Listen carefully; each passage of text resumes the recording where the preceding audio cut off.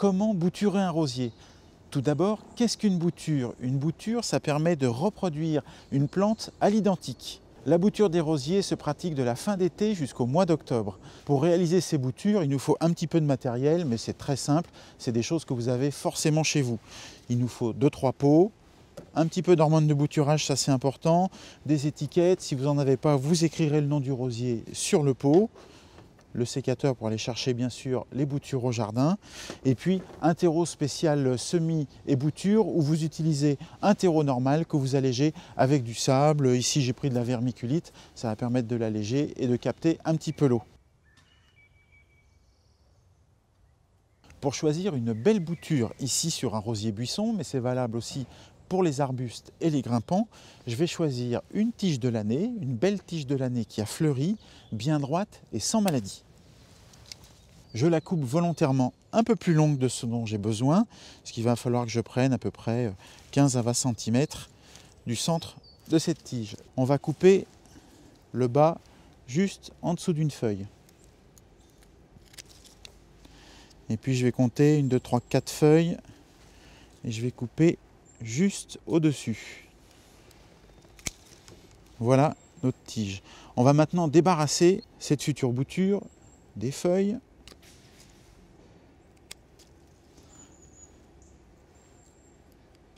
On va garder juste la feuille du haut. On va aussi retirer les épines sur le bas.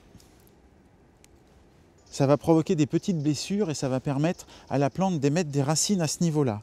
Et pour faciliter encore l'enracinement, je vais faire une petite entaille dans le bas. Alors je me sers de mon sécateur, on peut utiliser une petite serpette ou un petit greffoir pour faire cette fente.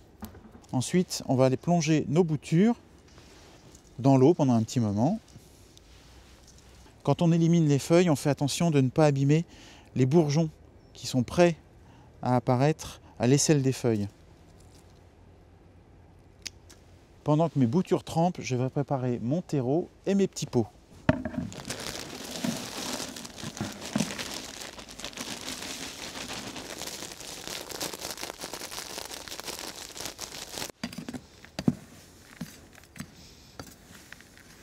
Je prépare mes pots en mettant un petit morceau de feutre au fond pour empêcher que le terreau ne sorte par les trous.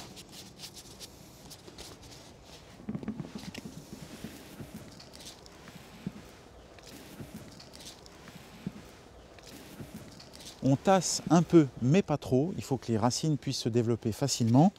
Et je vais même préparer le trou avec un petit instrument. On peut même mettre plusieurs boutures dans un pot. Moi, je préfère qu'il n'y en ait qu'une seule, qu'elle ait bien la place de s'enraciner et ça évitera 25 transplantations et rempotages. Je vais maintenant mettre la bouture dans son pot.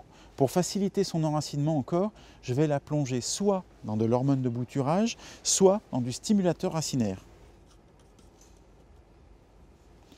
Voilà. Je l'enfonce bien comme il faut dans le pot, délicatement, et je tasse très légèrement autour.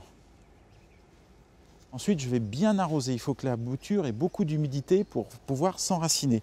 Je vais l'arroser, mais je vais éviter de verser directement à l'arrosoir ou au goulot sur la terre, sinon ça va creuser un trou, ça va enlever l'hormone, ça va lessiver tout ce qu'on a fait. Je vais plutôt humidifier en aspergeant longtemps pour que vraiment tout soit trempé.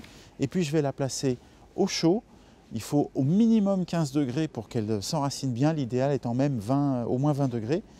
Et pour l'aider encore à conserver l'humidité autour d'elle, je les placerai sous une petite cloche dans la maison jusqu'au printemps. Et là, on verra les yeux, les bourgeons qui vont démarrer et on pourra les installer en pleine terre. Et j'ai oublié une chose, bien sûr, c'est l'étiquette avec le nom.